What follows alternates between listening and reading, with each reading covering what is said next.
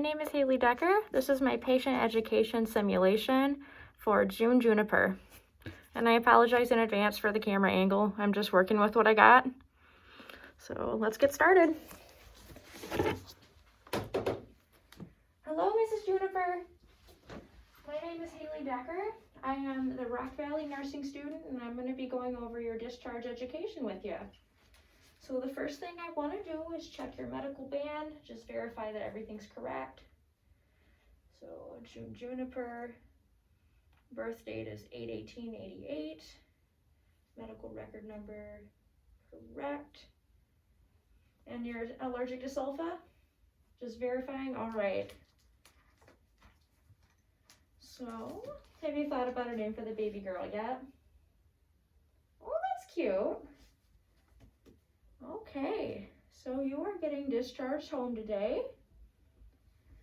So you are scheduled for a follow-up with your primary in 2 weeks' time. Okay, you are allowed to shower once you get home. Very, very exciting. So the first thing I want to go over with you is a couple abnormal readings I noticed. Your glucose was just a little bit high. It was 182, and again, that correct range is 70 to 105. I understand you have been taking insulin since 28 weeks when you were diagnosed with the gestational diabetes. And we'll go over more information with glucose and insulin in just a little bit. Hematocrit and hemoglobin, I noticed, were also a little on the low side.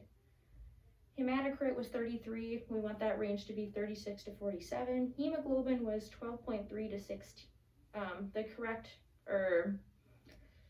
Sorry, I'm stumbling on my words a little bit.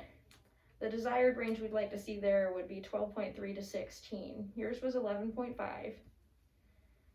So one thing that might be worth talking to your primary about would be starting an iron supplement that could easily boost that hemoglobin, and that would be great for the oxygenation of your body.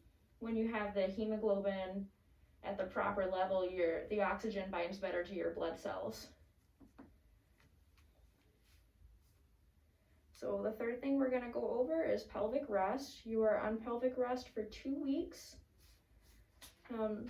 Something that might be good to consider is a stool softener if you're constipated.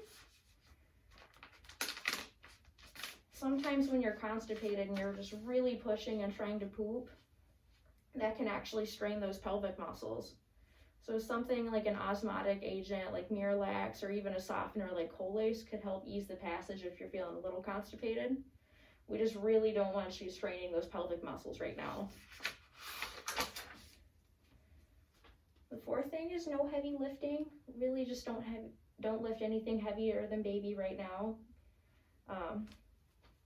A C-section can be a traumatic surgery. You have lost a little bit more blood than a vaginal birth would. So we just really don't want you straining right now, especially with those sutures and with all the trauma going on down there. The next thing I want to discuss is pain management. So it looks like you're coping pretty well right now, but you do have a couple prescriptions for pain management. The first one we've got is Norco 5 every 4 hours as needed for severe pain. Severe pain is what you say it is. An idea of a range on the numeric scale would be anything greater than 7 to 10, with 10 being the absolute worst, would be kind of those more severe levels on our scale. So we really want to save Norco for the super, super severe pain. Otherwise, we can do acetaminophen, which is the big fancy word for Tylenol, 500 milligrams. And we don't want to exceed 4 grams a day. So that would be the equivalent of like 8 doses.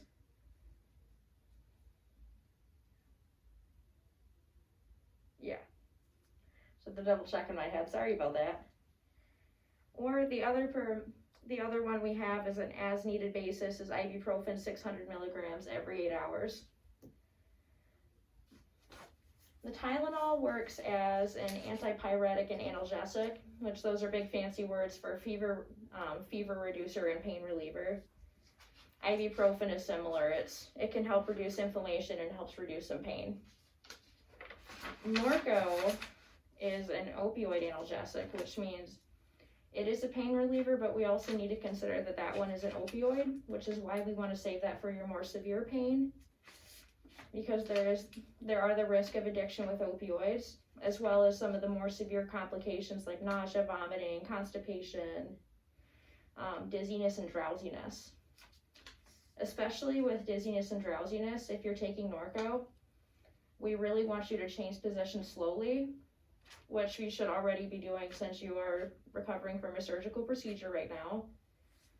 If you change positions too fast, that could put you at risk for something called orthostatic hypotension, which is a big fancy word for when you stand up, your blood pressure drops and you get real dizzy. So the best way to combat that is just to change position slowly so we can maximize your safety. The next thing I've got on here are signs and symptoms of infection. Because this is a surgical procedure, we are worried about infection, always. So the biggest things if you notice any redness, inflammation, tenderness, warmth in the area, any kind of drainage or foul odor, if you're running a fever, those are things that we want to report to your doctor. We want to keep you free from infection and free from any other complications.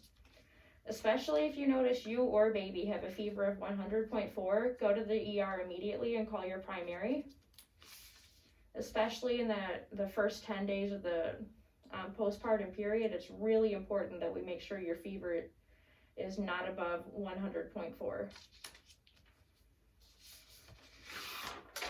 Okay. So the last thing I've got on here, I've got a rough note in insulin glucose. So what we're going to be going over is your new insulin prescription. It looks like we're going off of the Novolog and Glargine combo. Because you are postpartum now, we're expecting this gestational diabetes to go away very shortly after the birth period. So what we're switching to is something called a Humulin R. And this will be 4 times a day with your blood sugar. So the first part of this information is we want to make sure your blood sugar levels are monitored in the morning and at night. The second part of this is your blood sugar should also be checked 4 times daily when we're giving that sliding scale. So the sliding scale, you should be pretty familiar with it right now. It'll function fairly similarly to how the Novolog will. We'll give you a printed handout of all this information too, so you know exactly what levels, what ranges you should correlate with which dose, if that kind of makes sense. So I'll show you right here. If your glucose reading is 150 to 200, we want to give the 2 units. If you check it and it's 201 to 250, you'll give 4 units. 251 to 300, that'll be 6 units. And 301 to 350, 8 units. Anything above 350 is pretty scary, so that's when you'll call the doctor. And again, we will give you a printed handout so you'll know exactly how much insulin to give with which blood sugar reading.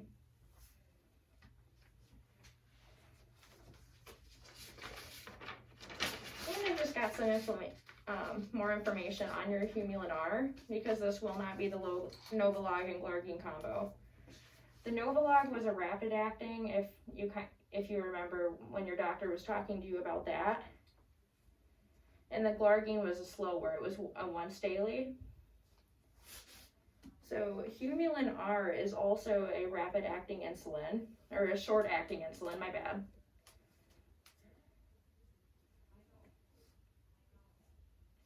And a really important thing to know with short acting insulin, similarly to the Novolog, We want to give this when there's a meal in front of you.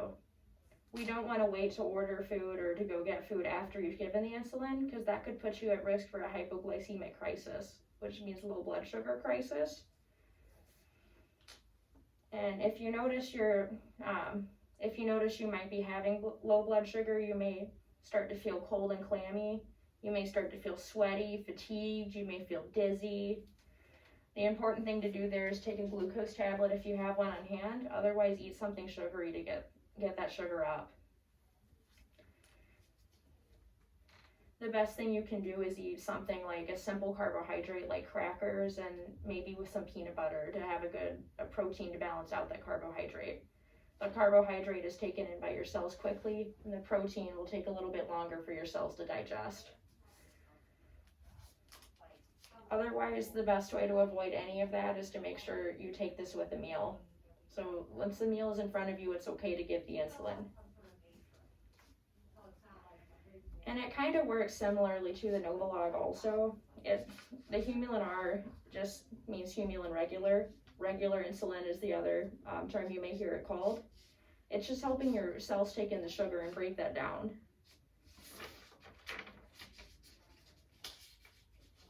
Some other diabetic education. Again, we are expecting this to go away pretty shortly now that you have given birth. But things like just watch your feet. Wear some cotton socks, loose, well-fitting shoes. It's really important to check if there's any sores.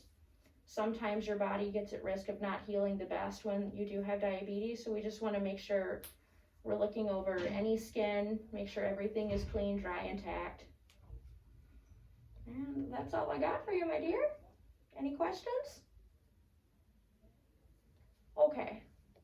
No questions at this time. That is awesome. We will give you some written information again, just so you know exactly what to look for, what to watch out for, and when to call the doctor. Thanks so much.